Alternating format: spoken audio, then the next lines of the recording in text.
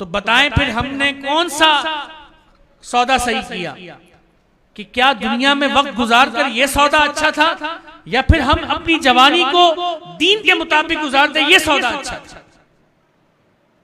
कि जब हम इस दुनिया से जा रहे हो तो हम इल्म दीन पढ़ रहे हो, दीन सीख रहे हो, दीन समझ रहे हो, दीन पर चल रहे हो, हम कुरान हिफ्ज कर चुके हों, हमारे सीने में सूरह यासीन हो, हमारे सीने में सूरह मुल्क हो, हमारे सीने में सूरह रहमान हो, हम फबी आलाहि रब्बिकुमा तुकद्दिबान की तिलावत कर रहे हो और हमारी रूह कब्ज कर ली जाए, हम यासीन वल कुरान अल हकीम पढ़ रहे हो, हम क़ाल क़ाल रसूलुल्लाह सल्लल्लाहु अलैहि वसल्लम पढ़ रहे हो, हदीस मुबारक की किताब हमारे सामने हो, दीन का इल्म पढ़ते पढ़ते हम इस दुनिया से चले जाएं, तो मुझे बताएं ये मौत अच्छी है कि नहीं है?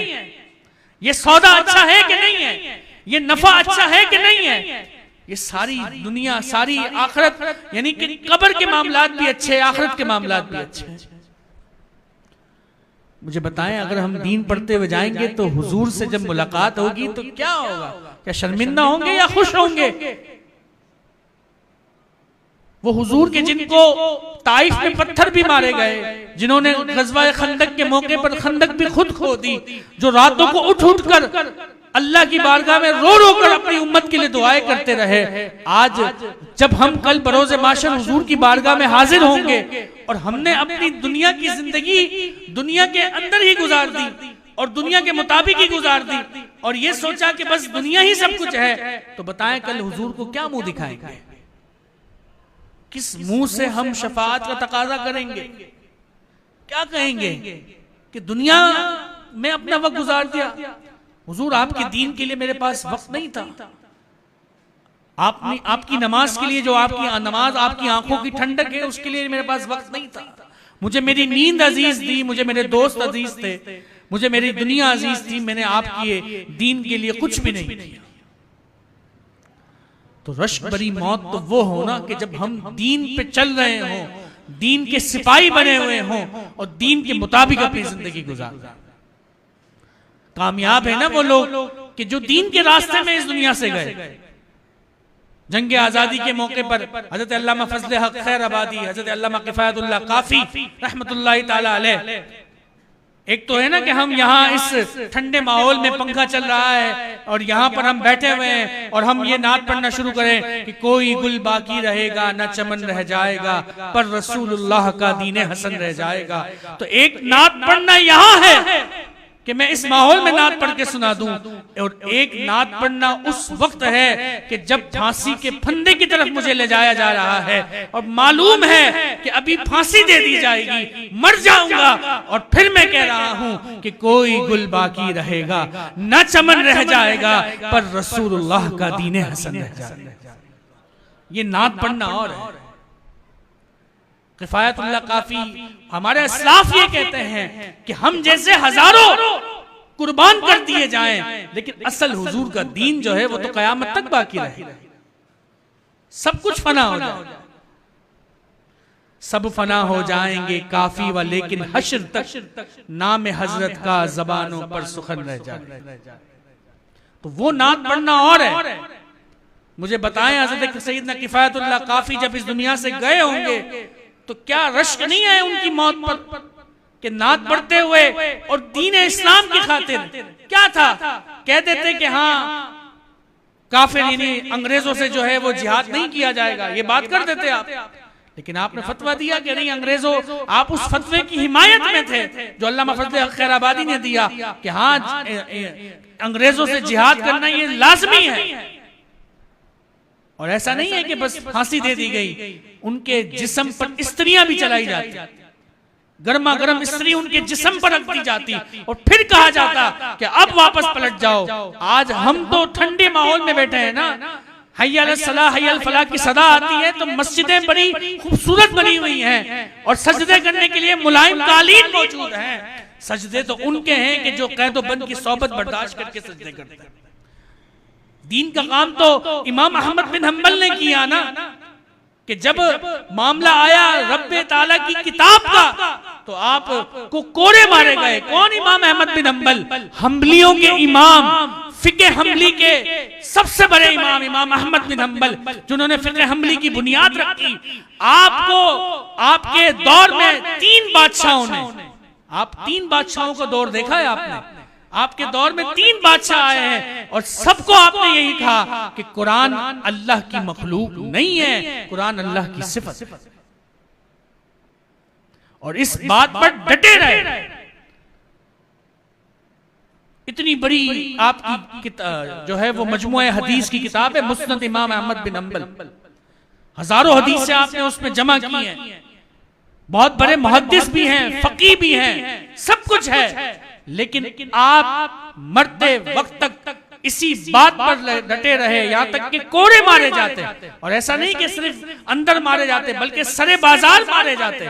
और आप कहते लोगों को कि जो लोग मुझे जानते हैं और जो नहीं जानते वो सुन लें, मैं हूं इमाम अहमद बिन हम्बल और मैं ये कहता हूं कि कुरान मखलूक नहीं। आप अपने मौक़िफ़ पर डटे रहे। ये हमारे असलाफ का तरीका है कि दीन की खातिर अपनी कुर्बानियां देते रहे।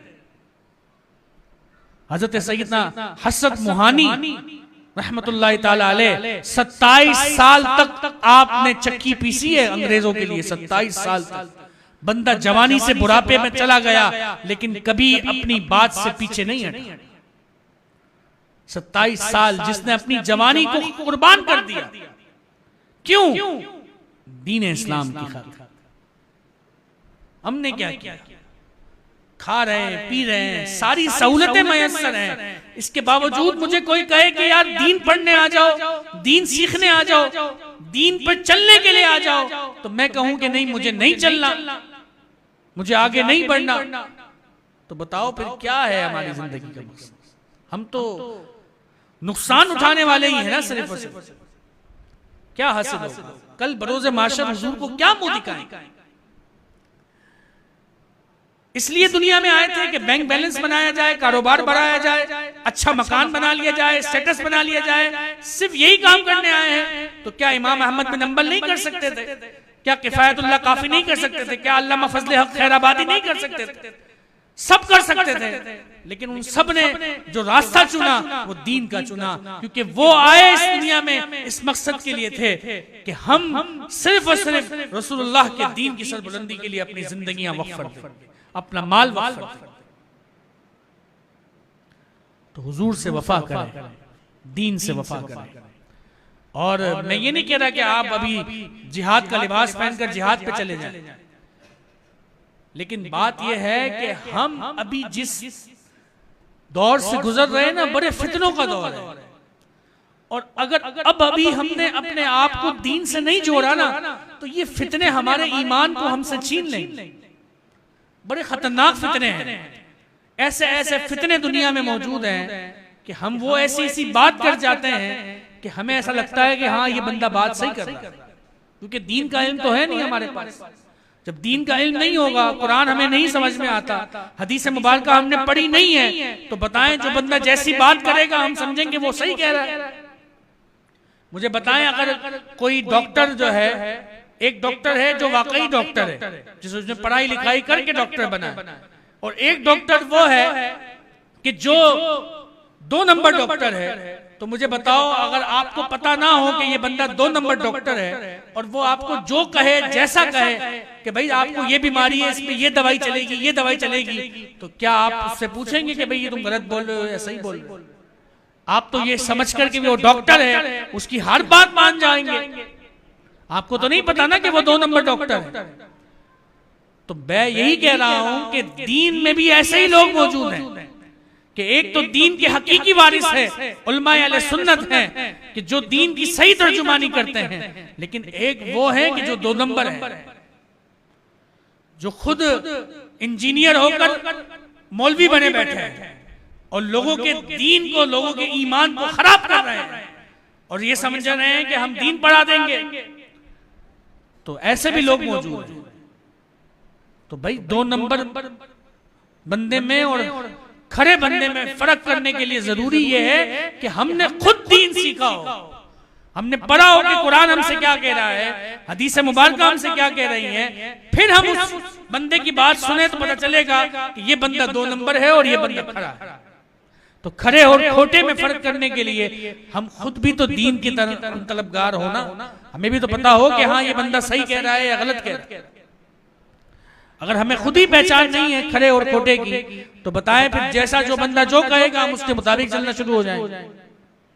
तो लिहाजा अभी उम्र बाकी है, अभी नौजवानी के आलम में है, तो खुद को दीन से जोड़ ले। खुद को किससे जोड़ ले?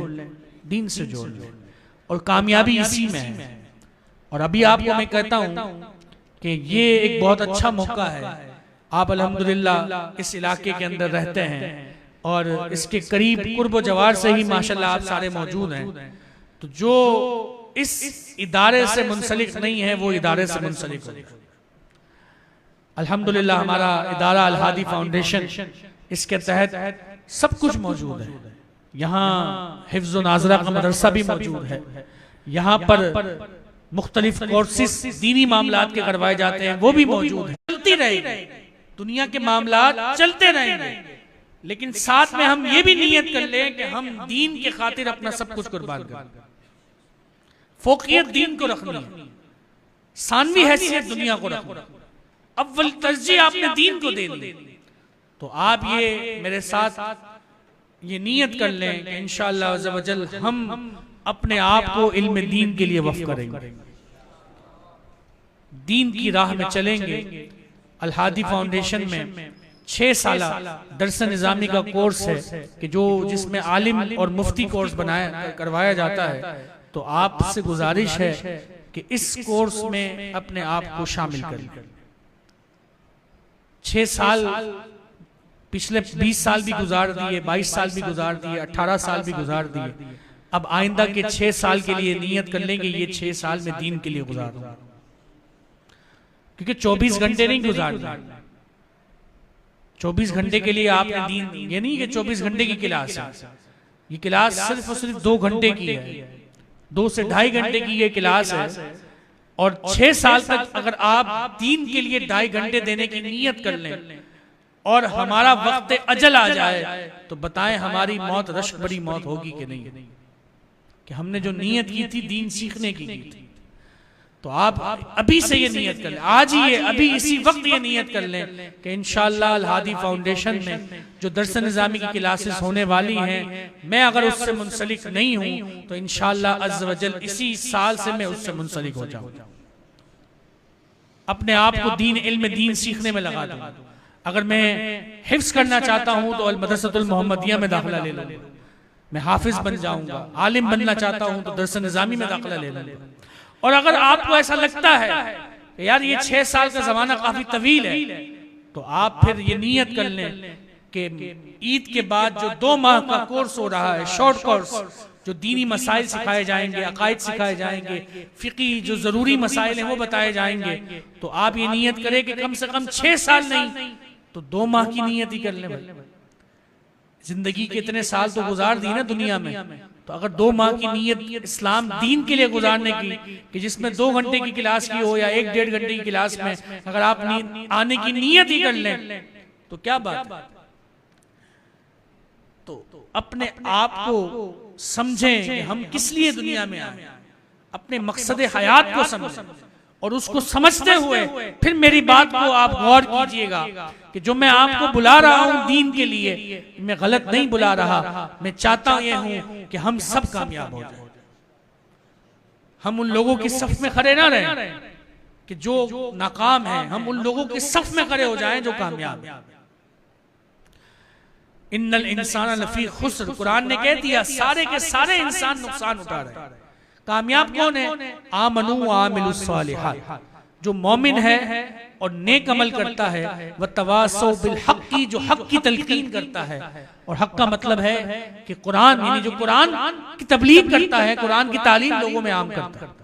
जब खुद कुरान सीखेंगे, समझेंगे, तो दूसरों को कुरान की तालीम देंगे, हुजूर की हदीस मुबारक सुनेंगे, पढ़ेंगे, क़ाल क़ाल रसूलुल्लाह सल्लल्लाहु अलैहि वसल्लम, हम ये पढ़ेंगे, हुजूर की हदीस समझेंगे, दीन समझेंगे, तो इंशाअल्लाह अज़्ज़ व जल हमारी कब्र भी अच्छी होगी, हमारी आखिरत भी अच्छी होगी।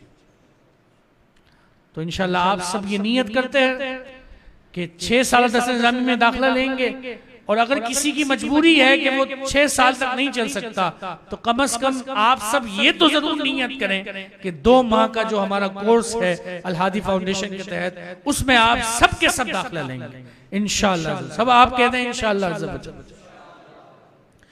तो आपसे गुजारिश है कि थोड़ा सा इस मामले को संजीदा जरूर लीजिएगा। जो बातें मैंने आपसे की हैं उस पर गौर जरूर कीजिएगा। वक्त अपने हाथ से फिसलता जा रहा है, दिन ब दिन, लम्हा ब लम्हा हम मौत के करीब हैं।